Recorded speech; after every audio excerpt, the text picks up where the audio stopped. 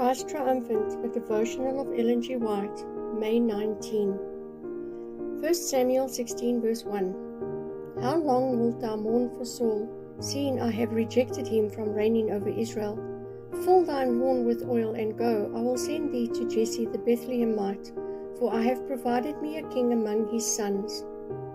When God called David from his father's sheepfold to anoint him king of Israel, he saw in him one to whom he could impart his spirit. David was susceptible to the influence of the Holy Spirit, and the Lord in his providence trained him for his service, preparing him to carry out his purposes. How joyfully David triumphs in God and his relation to him. Who is a rock save our God? The Lord liveth, and blessed be my rock, and let the God of my salvation be exalted. He is my strength, my power. He is the source and fountain of all my blessings. He is to be as the shadow of a great rock in a weary land. He is my strength and my support. He it is who keeps me safe. In him will I trust.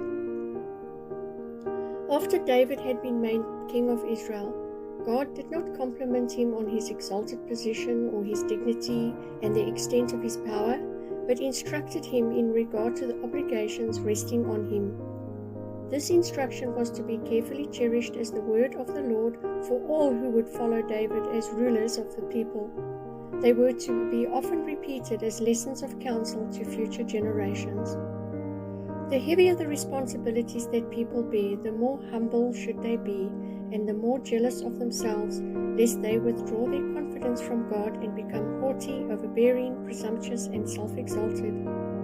This is the danger threatening those who have been especially favored by God. Unless they become wise in the wisdom of God and strive constantly to reveal the attributes of God, they are in danger of thinking themselves sufficient for all things. Those placed in positions of responsibility should be men and women who fear God, who realize that they are humans only, not God. They should be people who will rule under God and for Him. Will they give expression to the will of God for His people? Do they allow selfishness to tarnish word and action?